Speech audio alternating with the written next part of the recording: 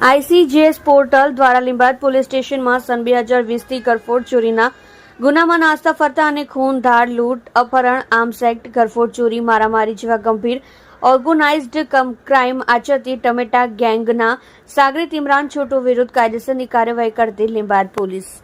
સુરત શહેર police commissioner સાહેબ શ્રી તથા ખાસ પોલીસ કમિશનર શ્રી સેક્ટર 1 સાહેબ શ્રી તથા નાયબ પોલીસ કમિશનર સાહેબ શ્રી ઝોન 2 તેમજ મદદનીશ પોલીસ કમિશનર સાહેબ શ્રી ડી ડિવિઝન સુરત શહેર નાઓની સૂચનાથી તેમજ પોલીસ ઇન્સ્પેક્ટર એસબી પટેલિયા સાહેબ નાઓની સીધી દેખરેખ તથા સૂચના મુજબ તથા સેકન્ડ પોલીસ ઇન્સ્પેક્ટર વીએ જોગરાણા સાહેબ નાઓના ટેકનિકલ માર્ગદર્શનથી ગંભીર પ્રકારના ગુનાઓમાં નાસ્તા ફરતા આરોપી શોધી કાઢવા સારું સર્વેલન્સના પોલીસ સબ ઇન્સ્પેક્ટર જીવી દિહોરા તથા સર્વેલન્સ સ્ટાફના માણસો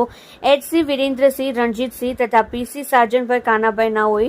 ટેકનિકલ વર્કઆઉટ કરી આઈસીજેએસ પોર્ટલ દ્વારા આરોપીની ચોક્કસ માહિતી મેળવેલ કે આરોપી ઇમરાન છોટુ ખૂન, ધાડ, લૂંટ, અપહરણ, આર્મ્સ એક્ટ કલમ, કરફોડ ચોરી, મારામારી જેવા ગંભીર ઓર્ગેનાઇઝ્ડ ક્રાઇમ આચરતી ટમેટા ગેંગના સાગરીત હોય અને જે હાલ ડીસીબી પોલીસ સ્ટેશનમાં ગુજસી ટોકના ગુનામાં હાલ લાજપોર જેલમાં કાચા કામના કેદી હોય જેના નામદાર કોર્ટમાંથી આરોપી કાર્યવાહી કરેલ છે. ઇમરાન છોટુનો કાયદેસરનો કબજો મેળવી આરોપી વિરુદ્ધ કાયદેસરની અને યુક્તિ પ્રયુક્તિથી પૂછપરછ કરતા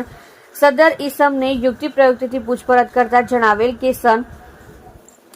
2020માં બકરી ઈદના દિવસે પોતાની પાસે ખર્ચાના પૈસા ન હોય જેથી પોતે જ ચોરી કરવાનું વિચારેલ, પરંતુ બકરી ઈદ હોવાથી લોકોની અવરજવર વધારે પડતી હોવાથી તેઓએ ગોવિંદનગર ખાતે ઘરમાં પોતે તથા તેમના સાગરીતો સાથે મળી ડુપ્લિકેટ ચાવી વડે તાળું તોડી ઘરની અંદર ઘૂસી તિજોરીની અંદર રાખેલ મોબાઈલ ફોન, રોકડા રૂપિયા તથા સોના ચાંદીના ઘરેણા મળી કુલ્લે કિંમત રૂપિયા 1,95,ની મત્તાની ચોરી કરેલાની કબૂલાત કરતા હોય અને જે ગુનામાં આરોપી ઇમરાન ઉર્ફે છોટુ કદવા, ઇશ્તિયાક અહેમદ સદ્દીકી, રહેઠાણ ગોવિંદનગર, લીંબાયત, સુરત તથા ઘર નંબર 8-9, ગલી નંબર 2, શાસ્ત્રી ચોક, મદીના મસ્જિદ પાસે, લીંબાયત, સુરત નાઓ આજ દિન સુધી નાસ્તા ફરતા હોવાની હકીકત જણાવતા સદર આરોપીઓ વિરુદ્ધ કાયદેસરની કાર્યવાહી કરી છે.